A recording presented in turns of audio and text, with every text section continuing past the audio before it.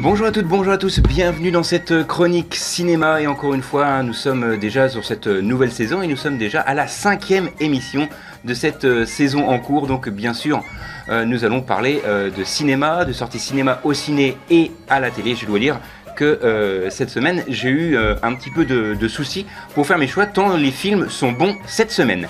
Allez c'est parti, voici tout de suite ma première sélection donc cette semaine avec un film français. Le film s'intitule Frères ennemis.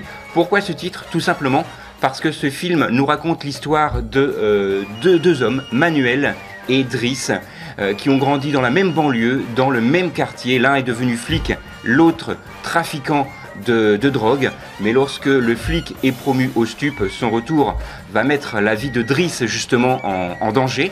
Un film fort, intense, avec des acteurs formidables, comme par exemple Reda Kateb ou encore Sabrina Ouazani, et le tout orchestré de main de maître par David Olfen. Donc c'est vraiment un film que je vous conseille, tellement réaliste, tellement fort qu'on pourrait croire à un film d'Olivier Marchal. Donc avant de passer au film suivant, je vous rappelle le titre de celui-ci, Frères ennemis. Deuxième sélection cette semaine avec un film tout aussi fort, tout aussi poignant, dans un registre différent bien sûr. Le film s'appelle A Star is Born avec Bradley Cooper notamment, et attention, tenez-vous bien, avec Lady Gaga. Alors, Star is Born va nous raconter le parcours d'une star de la country, Ali, et d'une jeune chanteuse, oui là, Ali, qui est une jeune chanteuse plein de talent, très prometteuse, et ils vont bien sûr tomber amoureux, et Jackson va essayer de la propulser sur le devant de la scène et va faire d'elle une artiste adorée de tous. Mais le souci, le revers de la médaille, c'est qu'il va lui-même bientôt être éclipsé par le succès, et la jeune femme assistera elle-même à son propre déclin. Donc ne vous fiez pas aux apparences, même si vous n'aimez pas Lady Gaga côté chanson, ce qui est mon cas, même si j'ai été agréablement surpris par son concert aux côtés du chanteur Tony Bennett. Je vous conseille fortement ce film musical qui a pour titre Star is Born, et bien sûr qui sort cette semaine. Troisième et dernière sélection pour moi cette semaine sur grand écran bien sûr, puisqu'on retrouvera dans quelques instants ma sélection au ciné à la télé. Mais avec ce film là, c'est un film qui malheureusement, je pense, ne sortira pas sur tous les écrans. Donc je compte notamment par exemple à Reims sur le cinéma opéra pour le diffuser dans la région. Ce film a pour titre En 1000 morceaux, et avec notamment Clémentine Célarier, l'excellent Serge Réaboukine.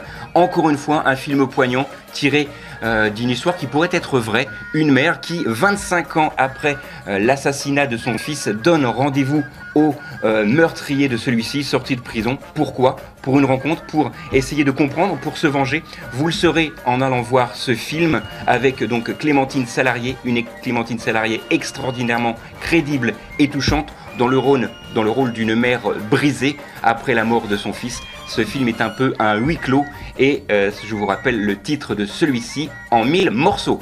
Voilà, c'est tout pour ma sélection ciné au cinéma sur grand écran, mais on se retrouve tout de suite après le jingle pour ma sélection ciné à la télé. La 1, la 2, Mon prix dans le jeu. la 3, la 4, Je zappe et je marque. la 5, la 6. En sont les complices. Câblé, survolté, j'ai le syndrome du canapé. Alors une nouvelle fois, n'est pas coutume, une seule sélection cette semaine avec un film encore une fois très poignant, tiré d'une histoire vraie encore une fois. 24 heures, la vérité sur l'affaire Ilan Halimi, un film français diffusé le jeudi 4 octobre sur France 3 avec notamment Zabou Bretman ou encore Pascal Elbé et Sylvie Testu. Alors c'est vraiment la rencontre de trois comédiens totalement différents dans un registre fort. L'histoire de la d'Ilan Halimi qui s'est déroulée sur 24 jours du 21 janvier au 14 février 2006, le calvaire d'une famille confrontée à l'enlèvement crapulé de leur fils de 23 ans, torturé à mort parce qu'il était juif et supposé plein d'argent. Alors c'est vraiment un film poignant, fort, que je vous conseille cette semaine. Il est réalisé notamment par Alexandre Arcadi, et je vous rappelle que ce film, La vérité sur Ilan Halimi, est diffusé le 4 octobre sur France 3. Allez, comme chaque semaine, on retrouve tout de suite Alain Delon pour ce recours jingle et ma sélection de films en DVD. Comme au cinéma. Alors cette semaine en DVD et en Blu-ray, bien évidemment, je vous conseille le tout premier film de monsieur Franck Dubosc. C'est pareil, j'ai un petit peu de mal avec Franck Dubosc concernant ses one-man shows, mais là, il est de retour sur un film vraiment extraordinaire. Ça s'appelle Tout le monde debout, avec plein de drôleries, plein de compassion sur un homme qui est tout simplement un petit peu menteur, un petit peu coureur de jupons. Il va se prendre à son propre jeu et il va tomber amoureux d'une femme handicapée, se faisant lui-même passer pour un handicapé sans forcément l'avoir fait exprès. C'est un film exceptionnel que je vous conseille. Il est sorti il y a peu de temps en DVD et en Blu-ray. Je vous rappelle le titre de celui-ci. Il s'intitule tout simplement Tout le monde debout. Très bref retour rapidement sur ma sélection de films au cinéma et s'il n'en restait qu'un, avec l'excellent film de monsieur Jacques Audiard. C'est un film à voir absolument. Les Frères Sister, c'est un western où tout simplement l'histoire de deux hommes tentés de survivre dans un monde hostile, un road movie. Un parcours, si vous voulez, plutôt initiatique qui va renforcer le lien entre ces deux hommes. Un western extraordinaire réalisé de main de maître par monsieur Jacques Audiard. Il est toujours à l'affiche. Je vous en rappelle le titre, Les Frères Sister. Voilà, c'est tout pour cette semaine. On se retrouve donc, nous, la semaine prochaine. Même endroit, même heure. D'ici là, sortez, allez au ciné et n'oubliez pas qu'un bon film, ça se voit aussi à la télé.